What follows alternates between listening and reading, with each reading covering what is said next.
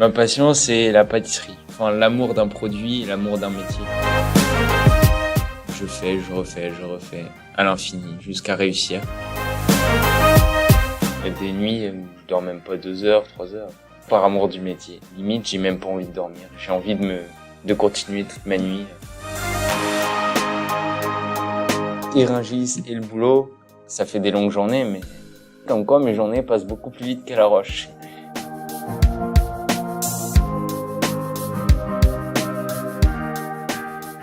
L'école est faite de ceux qui y vivent, avec leur passé, leur trajectoire de vie et leurs projets. Je suis Élodie Soldani et je vous propose d'aller à la rencontre de ces personnes pour écouter leurs histoires. Bienvenue dans le podcast Écoutez La Roche.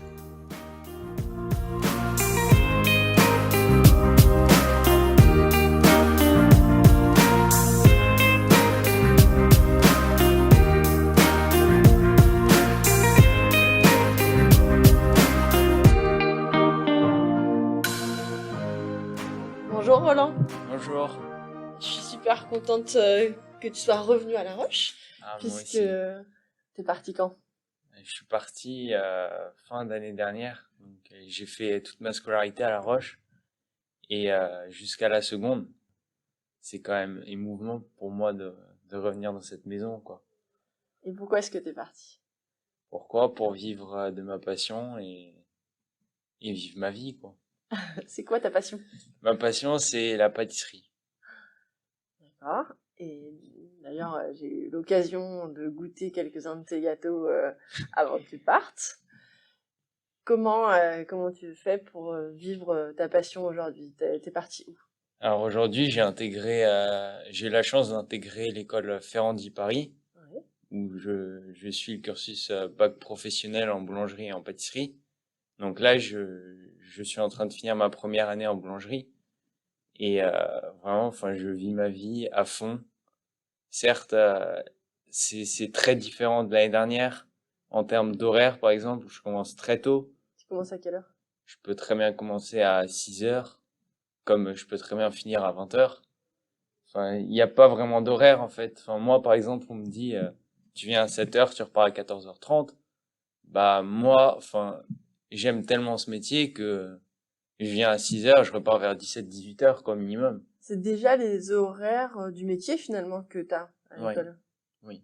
Après, faut pas oublier que je suis apprenti, que je suis mineur, donc par la loi, on peut pas non plus me faire passer trop d'heures. Donc voilà, c'est pour ça que j'essaye de tricher par moi-même. Tu commences à tricher. Bah parce que c'est des heures en plus que je fais par moi-même, par amour du métier. D'accord. Et comment ça t'est venu, cette passion À la base, c'est plus la pâtisserie, non? Ou aussi la boulangerie dès le départ? Alors non, à la base, c'est vraiment la pâtisserie. Et j'ai découvert la boulangerie vraiment en rentrant, enfin en faisant cette formation, quoi. Donc aujourd'hui, donc moi, je suis en alternance et je travaille pour Eric Kaiser. Et c'est vraiment un très très grand boulanger que j'admire énormément. Et que, enfin, je connaissais pas du tout la boulangerie. Et au fil du temps, bah, j'ai adoré et que bah, j'ai envie de continuer et dans la boulangerie et dans la pâtisserie Est-ce que tu peux en aujourd'hui. dire plus sur lui? Bah, c'est un très grand boulanger qui a ouvert sa première boutique en 95 ou 96 et qui aujourd'hui a plus de 230 boutiques dans le monde. Enfin, ce qui est quelque chose d'énorme, quoi. Donc, Et là, t'es en alternance? Non, t'es en... ouais, je suis en C'est alternance. une alternance, on appelle Ouais. ça une alternance, ok. T'es en alternance chez lui, comment t'as trouvé ton alternance? Enfin, ça a toujours été un boulanger que j'admirais depuis toujours. Je l'admirais, mais j'ai toujours été plus pâtisserie avant la boulangerie. Je l'ai découvert, enfin, j'ai réussi à rentrer dans sa maison par une cousine qui travaille en comptabilité et qui m'a aidé D'accord, à rentrer. par un contact. Ouais. Ok, et tu fais des cours à Ferrandi, donc Ferrandi, c'est ton école. Oui. Elle est où? Toi, tu vas où en cours? Bah, c'est situé à la rue de l'Abbé Grégoire. C'est juste à côté du Bon Marché. D'accord. Donc tu vas là-bas en cours. Ouais. Et tu fais quoi en cours là-bas? Bah là-bas, je fais des matières qu'il y a pas à La Roche, qu'il y a pas en cursus général, comme par exemple le droit, la gestion d'entreprise, la techno boulangerie, la techno pâtisserie. C'est quoi techno-boulangerie, Euh, techno-pâtisserie? Bah, c'est un peu, par exemple, comme la SVT, il y a les cours de SVT, il y a les TP de SVT. Donc là, techno-boulangerie, techno-pâtisserie, c'est des C'est TP. les cours en classe, mais c'est pas les TP. D'accord, c'est la théorie. Oui, voilà. Et t'as aussi des cours de pratique, des TP, l'équivalent des TP. Oui. Ça Alors, s'appelle quoi, comment? c'est beaucoup, il y a beaucoup plus d'heures que les TP que j'avais l'année dernière en physique ou en SVT. Mais... Tu sais qu'on a d'autres élèves de La Roche qui sont passés par Ferrandi. Ah bah, depuis le temps que La Roche et Ferrandi existent, je pense, mais j'avoue que je les connais pas. Mais... On a un élève qui était parti en troisième, qui est François Pasteau, qui était le chef de l'Épi du Pain, rue du Pain, et qui est formidable, dans lequel j'ai été dans son restaurant plusieurs fois. Et en faisant quelques recherches avant que tu viennes, en fait, il est sur le site internet de Ferrandi, comme personne un peu Je renommée. connaissais pas Et en du fait, tout. il faisait des chroniques à RTL. Donc voilà, il a quitté La Roche, lui, à la fin de la troisième, pour aller faire un CAP, cuisine par contre. Comment elle est née, cette passion? Est-ce que tu peux raconter ton parcours dans la cuisine? Parce que je sais que ça commence aussi en Ouais. cuisine Alors pour et ma dans la part, pâtisserie. c'est assez spécial parce que j'ai mes parents qui sont venus en France du Liban. Euh, donc ils ont ouvert un restaurant il y a maintenant 21 ans, bientôt 22. Ils sont Euh, venus à ce moment-là. alors c'est mon oncle qui a ouvert, ensuite il y a mon père qui est arrivé et ensuite qui a ramené ma mère. Donc c'est vraiment du travail familial. Il n'y a pas d'autres personnes qui viennent. C'est vraiment que la famille qui bosse ici. On est très fiers quand même parce que mon père, par exemple, il a reçu un titre du guide Pudelot, qui est restaurateur de l'année en 2012. Donc, enfin, pour moi, c'est quelque chose d'énorme quand même d'avoir un père qui a un titre comme ça. Donc, j'ai toujours vécu dans ce restaurant parce que j'habite juste derrière. Et donc, je passe toujours me faufiler là-dedans. Et mes parents me racontent toujours comme quoi, quand j'avais 2 ans, même pas, quoi. Enfin, je venais à quatre pattes dans la salle et je venais installer les clients alors que, enfin, à 2 ans, un gosse de 2 ans qui vient comme ça dans un restaurant, qui installe les clients. Enfin, c'est pas quelque chose auquel on s'attend, quoi. Mon père, il va à Rungis aussi, au marché international de Rungis, une fois par semaine. Je me souviens comme quoi il venait avec sa petite camionnette. Elle partait vide et elle revenait remplie de viande, de poisson, de fromage, de fruits et légumes, des trucs impressionnants. Et du coup, j'ai toujours voulu aller là-bas, mais mon père, par cause de sécurité, m'a dit non, pas avant les 10 ans. Donc maintenant, ça fait depuis mes 10 ans que je vais là-bas dès que j'y peux. Là-bas, j'ai découvert vraiment tellement de choses. J'ai découvert des produits que je connaissais pas du tout. J'ai découvert des personnes aussi exceptionnelles qui m'ont appris tellement de choses. Enfin, c'est vraiment immense quoi comme métier. Il n'y a pas de, enfin c'est pas fermé quoi.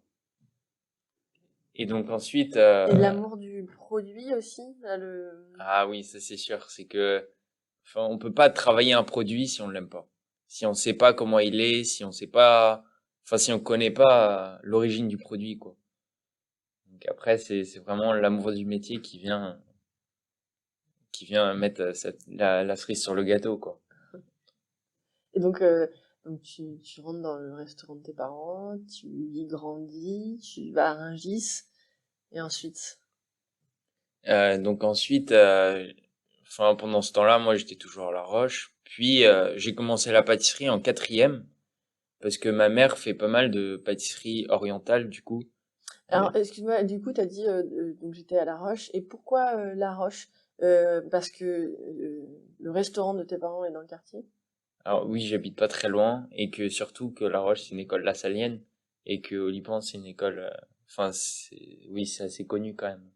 C'est coté, c'est assez Ouais ouais, reconnu. c'est très très connu et donc mes parents ont pas hésité à me faire venir à La Roche avec mon frère. D'accord.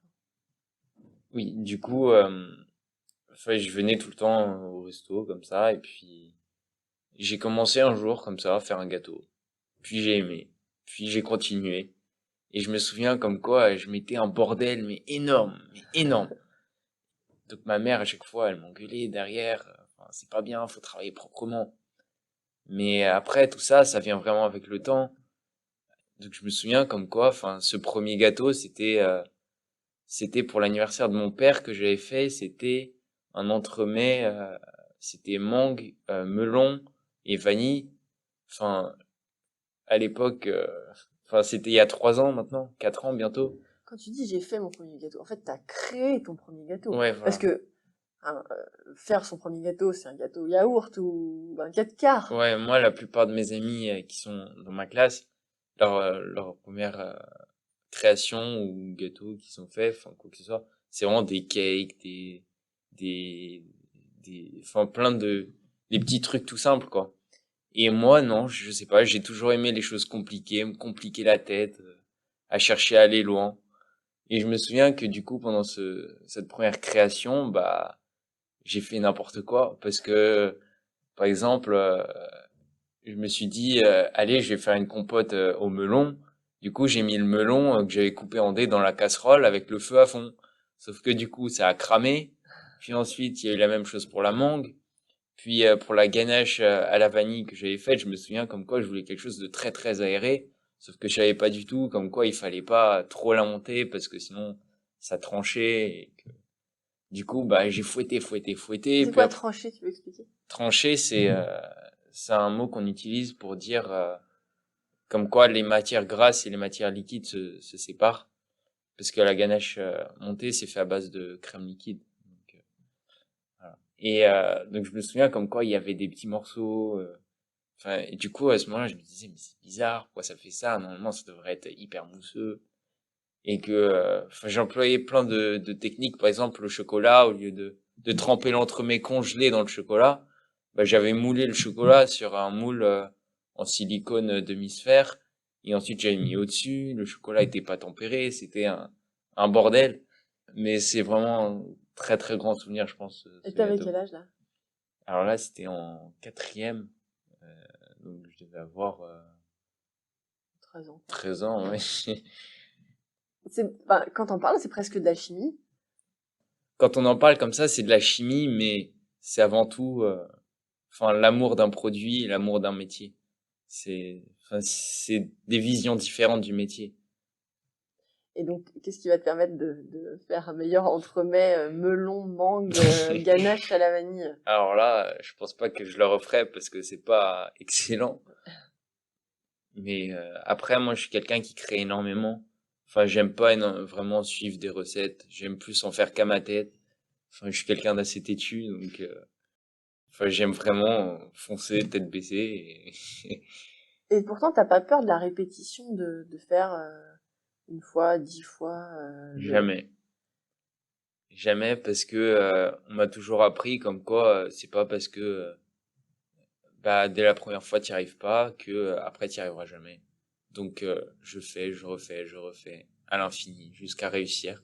Et c'est un métier qui est comme ça. Enfin, on est obligé de faire, refaire, refaire des milliers de fois pour avoir la technique, la bonne technique, quoi. C'est du courage, ce que t'expliques en fait. Ah bah c'est sûr qu'il faut être très très courageux et avoir beaucoup de motivation et d'ambition.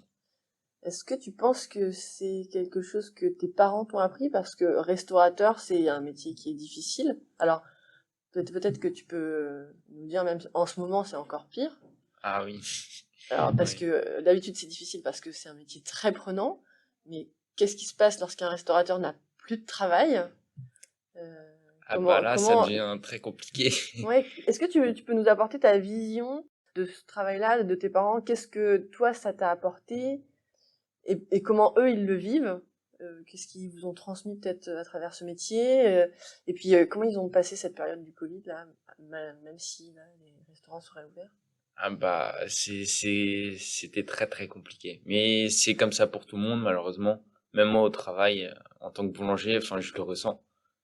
Enfin pour leur part, bah même si je suis pas très bon à l'école, c'est pas ça veut rien dire. Enfin c'est surtout que je vis ma vie, je vis de ma passion, je me réveille très tôt et je reviens très tard à la maison. À chaque fois, d'ailleurs, je me fais engueuler, viens, assis-toi un peu avec nous, mais moi, jamais, parce que j'ai envie de rester au travail, justement, parce que j'aime ce que je fais, en fait. J'ai pas envie de partir. sauf que eux, d'un côté, je sais qu'ils sont fiers, et d'un autre, bah, ils ont envie que je sois quand même meilleur à l'école parce qu'ils ont pas pu continuer, eux, l'école jusqu'à la terminale, faire des études à C'est cause de la difficile guerre au pour Liban. toi? Ah, à cause de la guerre au Liban? Du coup, tu peux... Je reviendrai, j'ai une question en tête, mais ils ont arrêté leurs études prématurément? Malheureusement, c'était comme ça. Enfin, la guerre est arrivée, il y a eu plein de problèmes. Mon père, par exemple, il me raconte toujours comme quoi, à l'époque, il faisait trois choses en même temps. École, travail, et il revenait ensuite à la maison, dans les champs, parce que mon grand-père était paysan. Et donc, c'était lui qui aidait mon grand-père à cueillir, à faire tout ça, tout le travail dans les champs, quoi. Et il dormait très peu, il travaillait énormément, énormément. Et c'est là que la vie est arrivée, quoi. Et donc moi aujourd'hui, il me dit, te fatigue pas trop parce que regarde ce qui va t'arriver plus tard, tu vas tomber malade. Moi je sais que enfin, j'ai pas envie. Je sais que même si je serais fatigué plus tard, bah l'adolescence c'est quand même une période qui est très compliquée pour certains. Et bah moi j'ai envie de la vivre à fond par ma passion, quoi. Ouais, il y a beaucoup d'énergie aussi. Ah bah il C'est- faut être très très ambitieux pour l'avoir cette énergie, quand même. ouais. Très très ambitieux. Et du coup, tes parents ont arrêté l'école, ils avaient quel âge? Mon père, il a fait jusqu'au début du lycée, il me semble, et ma mère dans le collège, si je D'accord. dis pas de bêtises. Oui, bon, pour donner un ordre d'idée. Ouais. Et toi, c'est quelque chose qui est difficile, tu disais tout à l'heure, l'école, je suis pas très bon à l'école, etc. Ah bah faut savoir que à La Roche, j'ai pas toujours été le premier, au contraire.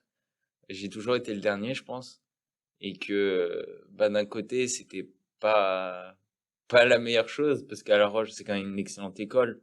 Donc le fait d'être dernier tout le temps, bah c'est pas exceptionnel. Mais après, bah, je sais pas, j'ai commencé la pâtisserie et j'ai tout le temps travaillé là-dedans. Et j'avoue que, il y en a qui seront pas très contents en écoutant ça, mais comme quoi, je faisais mes devoirs à la dernière minute, de temps en temps assez bâclés. Parce que moi, je voulais faire des gâteaux, je voulais dessiner, je voulais créer, je voulais écrire des recettes, je voulais voir des vidéos, comment faire ça. Enfin, je voulais rencontrer des chefs aussi. J'ai eu la chance de rencontrer bah, pas mal de chefs, dont un qui m'a énormément poussé et qu'aujourd'hui je parle encore. Enfin, C'est qui? c'est Yazid Hichemren, c'est un champion du monde et qui a énormément travaillé, que j'admire énormément. Et aujourd'hui, enfin, il me bouscule vraiment beaucoup. Par exemple, j'envoie une photo d'un gâteau que j'ai réalisé. Quand il est moche, bah, il me dit zéro, quoi, c'est nul. Après, par exemple, pour Noël, j'ai réalisé une sculpture en chocolat. J'ai fait un sapin à 3,5 kg de chocolat. Et donc là, il C'est m'a dit, énorme. ouais, bah, c'est sûr que, 3,5 kg de chocolat. ouais, c'est sûr que ça change des petites tablettes qu'on trouve au Franprix. Mais, et par exemple, j'en ai réalisé une autre pour un autre pour Pâques avec 7 kilos de chocolat et que j'ai pas encore fini. Donc, enfin, parce que j'ai pas eu le temps et que du coup, je pense que je vais refaire fondre pour réaliser autre chose avec le temps Ah quand oui, je comment l'aurai. c'est possible que t'aies pas fini un Parce œuf, que j'ai plus vraiment le temps. parce Enfin, que c'est pas juste la forme de l'œuf, il y a autre non. chose. Après, moi, par exemple, quand vous regarderez des sculptures de grands chefs, eux, ils utilisent énormément de moules, alors que moi, je fais tout à la main. Par exemple, je pars sur une base, donc du chocolat plein, enfin c'est vraiment un bloc entier, quoi. On peut pas se croquer dedans, sinon on se casse une dent. Mais et après, bah, je commence à couler le chocolat autour, à le mouler Ça avec mes mains. s'achète, ça, un bloc entier de chocolat? Non, alors C'est toi qui le fais? alors bah après ça s'achète. Moi, par exemple, je les achète soit à Rungis, soit à Ouais, Métro, bien sûr, mais pour les en sac. professionnels? Ouais, en sac de 1 kilo ou 5 kilos même. Et ça vient en petits pistoles. Et après, c'est à nous de faire fondre et de travailler le chocolat de manière à ce que il ressorte comme on Ah veut, oui, c'est quoi. ça, t'achètes des sacs, mais pistoles, c'est des petits galets, là, Ouais, des enfin disques. comme des mini gouttes, quoi. Ouais, et donc, ah oui, d'accord. Et tu achètes ça, et ensuite, toi, tu fais ton Ouais, bloc massif. voilà. Et après, le chocolat, je trouve, c'est une matière que j'aime énormément parce que on peut le faire fondre et le faire cristalliser à l'infini. Donc ça se perd pas. La première fois où j'ai réussi à faire cristalliser du chocolat, c'est justement pour cette sculpture que j'ai réalisée à Noël. Donc, si vous voulez, vous pouvez la trouver sur Instagram, Ah bah j'irai voir. sur mon compte. J'ai vu sur Instagram aussi, il y avait un gros œuf en chocolat pris Ouais. dans la cour de la Roche. Ah, ça, c'est parce que je suis servant d'hôtel à Saint-Pierre-du-Gros-Caillou et qu'on réalise des ventes euh, pour réaliser un pèlerinage à Rome qui est décalé maintenant depuis 2 ans malheureusement, mais que on a toujours cet espoir d'y aller. Du coup, j'ai décidé de lever la barre assez haute. Donc j'ai ramené un ami qui est dans ma classe à Ferrandi justement. Et on a travaillé énormément. Enfin, on venait le matin et on repartait le soir, sans pause. On mangeait très peu. Enfin, on grignotait le chocolat qui restait. Enfin, des trucs comme ça pour remplir notre ventre. Et je me souviens que on avait ramené 10 kilos de chocolat. 10 kilos de chocolat et que, enfin, 5 kilos de pralinés. Enfin, des tonnes de produits comme ça. Enfin, c'était vraiment des jours de folie, Mais quoi. à vendre du coup, Oui, alors on les a vendus. pour les vendre. Ok. Et tout à l'heure, tu disais que tu étais toujours le dernier de la classe à l'école, etc. Comment tu l'as vécu ça? Bah, d'un côté, j'ai toujours été dernier, donc j'étais très habitué à ça. Enfin après, C'est le cas encore aujourd'hui? Ou alors, ce que tu apprends, non, je suis pas forcément dernier, mais je suis pas dans les premiers non plus, quoi. toi, c'est vraiment plus la pratique. Ouais, Le moi fait c'est, d'avoir changé ouais, de matière, etc., a ouais. pas. Par exemple, moi, enfin, je suis une personne, j'ai besoin de bouger. Je peux pas rester assis sur une chaise, enfin toute une journée comme ça, à écouter un professeur qui parle pendant des heures. Je peux pas, je suis obligé de bouger, de mettre ma main à la pâte, de faire quelque chose, quoi. Je peux pas. Même par exemple, à des moments, je vais, en sortant de l'école, donc faut savoir qu'à Ferrandi, il y a un uniforme, en costard cravate pour nous les garçons, et qu'à des moments, bah, je repars au boulot juste après parce que c'est juste à côté, et juste pour faire un coucou, mais enfin, je viens, je m'assois, puis je vois par exemple l'autre boulanger qui est en train de mettre les baguettes, et moi je peux pas rester assis comme ça. Par exemple, je viens, je les lame, je viens, je les positionne, je peux pas rester comme ça. Et je me souviens que l'autre jour, ma mère m'a fait la tête parce que je suis revenu tout sale. Je suis revenu en blanc au lieu de noir tout propre. T'as l'impression que tu apprends davantage quand tu fais? Ah oui, ça c'est, après ça c'est des métiers où c'est vraiment la pratique qui fait la réussite, quoi. Et donc tout à l'heure, tu expliquais donc ton enfance, le premier gâteau en quatrième, et ensuite ta passion de la cuisine, comment elle se matérialise? À partir de ton premier gâteau, quelles sont les étapes qui font qu'à un moment donné, tu te dis, ok, j'arrête la filière générale et je vais faire une école de cuisine, je vais apprendre avec des professionnels ce qui me plaît vraiment. Bah moi, personnellement, j'ai commencé la pâtisserie donc en quatrième et enfin, je faisais tout le temps des gâteaux. Je venais en cachette parce que ma mère aimait pas, parce que je foutais un bordel énorme et que voilà, du coup, au fil du temps, bah je continuais, je continuais, je continuais sans arrêt et j'aimais vraiment de plus en plus. Du coup, à la fin de la troisième, j'avais toujours cette envie en fait de faire ce métier. Et du coup, je me souviens avoir dit à ma mère, j'ai envie de m'inscrire dans une école pour faire un bac professionnel. Et je veux vraiment faire ce métier parce que je sais que faire un bac général, peut-être que j'y arriverai même pas, que je serai toujours dernier de classe, que enfin, je vais m'endormir en cours, j'ai pas que ça à faire. Du coup, elle me dit, non, arrête, tu vas en général, ça fait même pas 1 an et demi que tu as cette passion. Et du coup, bah, j'ai dû laisser tomber la troisième. Donc, pour faire le bac professionnel, j'ai même pas postulé.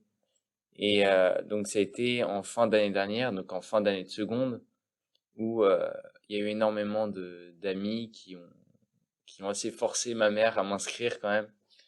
Donc après ma mère, au début, elle y croyait pas trop, parce que faut savoir quand même qu'à Ferdi, il y a environ 300 dossiers et il y en a que 20 qui sont pris. Donc ma mère, elle y croyait pas Il n'y a que trop. 20 dossiers. D'accord. Ouais. Donc nous, on est une promo et on est 20 personnes, donc juste une classe. Enfin, ma mère, au début, elle y croyait pas trop. Elle s'est dit, de toute façon, il va continuer en général, c'est pas grave, il va pas être pris. Et Elle espérait peut-être? bah, d'un côté, je pense qu'elle voyait que j'avais des étoiles dans les yeux, mais d'un côté, enfin, vu qu'elle, elle a pas réussi à finir l'école entièrement, bah, elle avait envie que moi je continue, quoi, Et par moi, je t'ai connue à ce fierté. moment-là, Ouais. en seconde. Et alors oui, certes, tu étais plutôt au dernier de ta classe, mais dans ton attitude, il y avait toujours quelque chose de très positif. Tu étais quand même tout le temps enthousiaste d'apprendre des choses. Alors, ça rentrait un peu moyennement, tu vois, mais tu participais toujours beaucoup, tu étais toujours positif. Jamais tu t'es isolé, mis dans un coin en disant je comprends rien, je m'en fiche. C'est jamais été ton attitude. Tu as toujours été hyper volontaire quand même. Alors après, ça dépend les matières aussi. D'accord. Enfin, la SVT, moi, j'aimais beaucoup parce que j'aime énormément apprendre les choses sur la vie. Enfin, par exemple, l'alimentation. Enfin, moi, je vis dedans, donc c'est pour ça que j'adorais le corps humain. J'aime énormément aussi. Enfin, quand j'étais plus petit, je voulais faire médecin. Sauf que en tant que dernière classe, bah, c'est pas très possible. Enfin, j'ai toujours été quelqu'un d'assez réservé, mais j'essayais quand même de me rapprocher. Et j'ai jamais eu de mots dans le carnet de discipline parce que enfin, j'étais quand même assez sage en cours parce que justement j'avais peur de qu'on me fasse une remarque. Et Et j'ai l'impression que tu as aussi cet état d'esprit de la cuisine, de la convivialité, du partage. exactement. C'est aussi ça la cuisine. Tous les métiers de bouche en fait c'est vraiment juste du partage.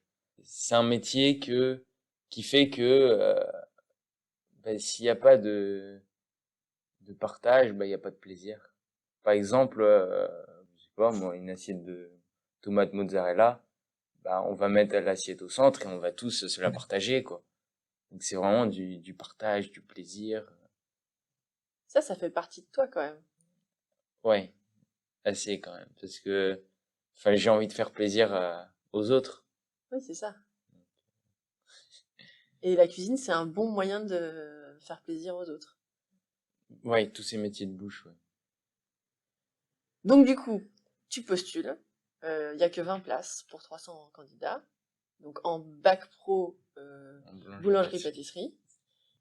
À quel moment tu as eu la réponse? Alors, faut savoir que j'ai eu un gros coup de stress parce que j'ai été mis en liste d'attente et on m'a répondu un mois et demi après. Je reçois un coup de téléphone, un numéro que je connais pas du tout. Et je réponds, on me fait oui, bonjour, c'est Ferranti Paris, c'est pour vous annoncer comme quoi vous êtes admis. Donc à ce moment-là, j'ai pas répondu, j'avais pas les mots. Et puis après, j'ai dit à la dame, attendez-moi juste une seconde. Du coup, je suis parti vers ma famille et j'ai commencé à crier au téléphone et tout. Enfin, j'étais vraiment surexcité parce que je savais que je rentrais, enfin que ma vie commençait vraiment quoi. Donc pour moi, enfin ce rêve commence. Et donc rentrée des classes en septembre. C'était hyper bizarre pour moi parce que j'ai toujours été à La Roche, j'ai toujours aimé mes amis, je connais tout le monde, je connais quasiment tous les professeurs, je connais, enfin, je connais quasiment tout le monde de la promo. Et donc je suis arrivé à Ferrandi, on nous imposait un uniforme en costard cravate, qui est la tenue que je déteste le plus parce que enfin ça sert énormément, je déteste. Après, je suis arrivé là-bas, ça m'a paru tout bizarre parce que j'ai réussi à parler de cette passion avec d'autres personnes qui l'ont eux-mêmes, alors qu'à La Roche, bah, il y avait pas grand monde.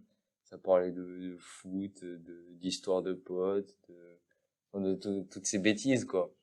Alors que là, bah, je partage vraiment ce partage et ce plaisir avec mes camarades, quoi. Et de se retrouver autour d'une passion commune. Ça Ouais. doit créer des amitiés fortes assez vite. Ouais, alors j'ai réussi j'ai un camarade de classe qui aujourd'hui, enfin, je passe tout mon temps avec lui. On parle que de ça, on parle tous les jours. Enfin, j'ai eu cette chance et du coup aujourd'hui j'essaye de voir aussi d'autres gens de l'école parce que vu qu'on est en alternance, bah il y a la moitié de l'école qui est au travail pendant que nous on est à l'école. faut savoir aussi que chez nous, il y a pas, c'est pas comme à La Roche, il y a pas de sonnerie, par exemple, à 10h15, bah, la récré est finie. Nous, c'est, enfin, tout le temps, les horaires changent. Il n'y a pas de sonnerie, c'est à nous de dire au professeur, Madame, le cours est fini. Et est-ce qu'on vous forme à l'entrepreneuriat, c'est-à-dire euh, à monter votre propre Ouais. boîte Bah, justement, c'est ça, en fait. C'est pour ça que j'ai voulu faire un bac professionnel et pas un CAP. Parce qu'il y a cette option d'apprendre à gérer son entreprise. Il y a du droit, il y a de la gestion d'entreprise, il y a l'économie. Du coup, l'économie, c'est tout ce qui fait, enfin, comment comprendre les clients, comment gérer sa boîte, comment organiser les produits, enfin, tout ça. Et enfin, du coup, bah, ça m'intéresse énormément, quoi. Même si je suis pas très bon non plus, bah, ça m'intéresse quand même. Comment t'envisages la suite, toi? Depuis que j'ai commencé la pâtisserie, j'ai un but, j'ai un objectif, et c'est de gagner de remporter ce concours de champion du monde de pâtisserie. Et c'est pour ça que je travaille énormément jour et nuit. C'est hyper ambitieux. Ouais, c'est pour ça que je mets la barre très haute, mais j'ai envie d'y arriver, quoi. D'accord. Et comment, techniquement, par quoi ça va passer, ça? Bah ça passe par énormément de boulot quand même. Parce que, J'imagine. par exemple, aujourd'hui, bah, je dors beaucoup moins qu'avant. Il y a des nuits où je dors même pas 2 heures, 3 heures. Enfin, Tu tiens? ouais, justement, par amour du métier. J'ai des amis qui me font, je sais même pas comment tu fais, t'es un fou. Mais moi, bah, limite, j'ai même pas envie de dormir. J'ai envie de continuer toute ma nuit à Tout le temps bosser. que tu gagnes sur le sommeil, c'est pour faire de la pâtisserie? Ouais. Enfin, là, en ce moment, du coup, je suis plus en boulangerie. De la boulangerie, ouais. Mais, soit c'est vraiment les deux, quoi. Et tu te verrais dans une boutique, avoir une boulangerie, ou en Alors, restaurant, ou le, en... je sais pas, pour le palace? moment, mon but, c'est si je peux reprendre le restaurant de mes parents pour en faire une pâtisserie un peu dans le luxe. On envisagera tout ça avec le temps, avec les situations. Et aujourd'hui, tes parents, ils sont fiers de ce que tu fais? Ouais, parce que après, bah d'un côté, ils voient que je reviens à la maison le soir un peu fatigué, mais ils voient que c'est pour la bonne cause. Du coup, bah d'un côté, ils me font des remarques, mais d'un autre, bah, ils sont quand même fiers de voir comme quoi bah, j'ai cette énergie de bosser jour et nuit, quoi. Ouais. Par exemple, il y a des journées où quand je commence enfin quand je suis d'après-midi au travail, donc je commence vers 10h, 11h, bah j'essaye de gratter la matinée pour aller avec mon père à Rungis quand c'est en milieu de semaine. Du coup, bah au lieu de faire une journée de quoi, me réveiller à 9h et d'aller au boulot ensuite, puis revenir vers 20h30, bah je me réveille à 4h. Et du coup, après, je repars au boulot et je suis tout excité parce que bah je fais et Rungis et le boulot. Et Ça fait des longues journées, hein? ça fait des longues journées, mais après, aujourd'hui, enfin, j'ai remarqué comme quoi mes journées passent beaucoup plus vite qu'à La Roche. Parce que je vois pas la pendule passer. En Mais fait, t'es porté par ta passion. voilà. Ça te guide tout au long de ta journée. Ouais, enfin, c'est ça. Par exemple, au boulot, je regarde l'heure à laquelle j'arrive. Je regarde, par exemple, il est 8h. Je regarde, puis je fais, par exemple, je vais lancer un pétrissage, je mets des baguettes au four, je fais plein de petits trucs, je reviens, il est 13h. Je fais, oh mince, j'ai pas réussi à faire tout ce que je voulais. Du coup, enfin, le temps, il passe vraiment très très vite. Quand on est passionné par ce qu'on Ouais, fait. c'est vraiment, enfin, l'amour du métier qui fait que on réussit ou pas, quoi. Tu penses que sur une promo de vin comme ça, tout le monde est guidé par la même passion, ou il y a des chemins différents pour Alors certains? après, il y a, oui, certes, même par exemple, dans la pâtisserie en elle-même, il y a des chemins différents. Il y a ceux qui ont envie d'ouvrir une boutique, il y a ceux qui ont envie d'être en restauration. Euh, Après, ça, c'est des cursus différents. Donc, nous, on est là, par exemple, pour apprendre la base en boulangerie et en pâtisserie. Et après, il y a toutes les spécificités qui font que on rentre dans une voie du métier, quoi. Qu'est-ce qu'on fait après le bac? Après un bac pro boulangerie-pâtisserie? Bah, ça dépend, en fait. Ça dépend si on a envie de continuer les études ou si on veut travailler. Donc si on veut travailler, on peut être Bah, on employé quelque arrête. part ou ouvrir sa On boîte. essaie de... Alors, je pense qu'au début, ça doit être un peu compliqué parce qu'il faut les sous. Ou les Après, sous ou les banques qui font pas forcément ouais, confiance en aux ce très moment, jeunes, c'est un peu puisqu'on arrive compliqué. diplômé à 18 ans. Donc c'est plutôt une première expérience dans une autre boîte. Ouais, après, moi, personnellement, j'ai plus envie de faire une mention complémentaire et ensuite commencer à travailler directement. C'est quoi une mention complémentaire? Alors, bah, c'est tout ce que je ferai pas l'année prochaine. Donc, dans cette mention, il y a la glacerie, la chocolaterie, la confiserie. Donc il faut que tu fasses une année, 2 ans, c'est combien de temps après? Là, du coup, j'ai encore 2 ans en pâtisserie. 2 ans en pâtisserie, et plus la mention complémentaire? Oui. Qui dure combien de temps? Un an, je crois. D'accord. Et après? Et après, bah, la vie commence. C'est comme ça que tu le vois? C'est la vie va commencer quand tu vas commencer à travailler de façon plus autonome ou à pouvoir créer comme tu veux? Ouais, après, chaque personne est différente, mais moi, par exemple, j'ai des amis qui ont envie de bosser pour certains chefs. Enfin, moi, personnellement, j'ai plus envie de travailler pour moi-même, quoi. Et d'être champion du monde. Après, ça, c'est, il y a pas mal de boulot derrière, quand même. Et les précédents champions du monde, c'est un diplôme, je sais pas si on peut dire diplôme, c'est Non, un c'est plus, titre ouais, plutôt, c'est plus un titre. qui arrive vers quel âge? Bah, ça dépend. Après, Après combien d'années de pratique?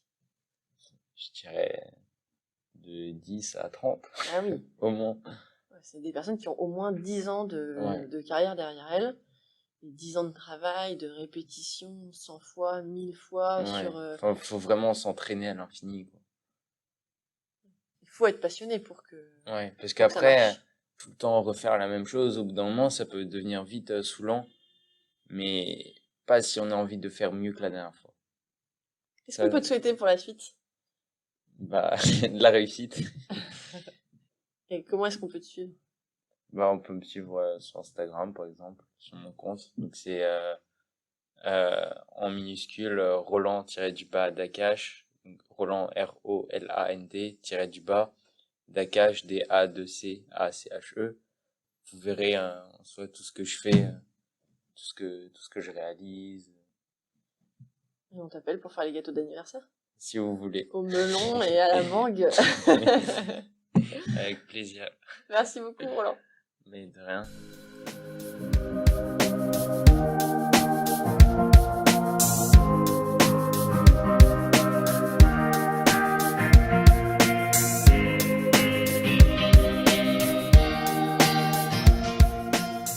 Merci d'avoir écouté cet épisode de septembre, dans lequel Roland partage sa passion avec beaucoup de sincérité.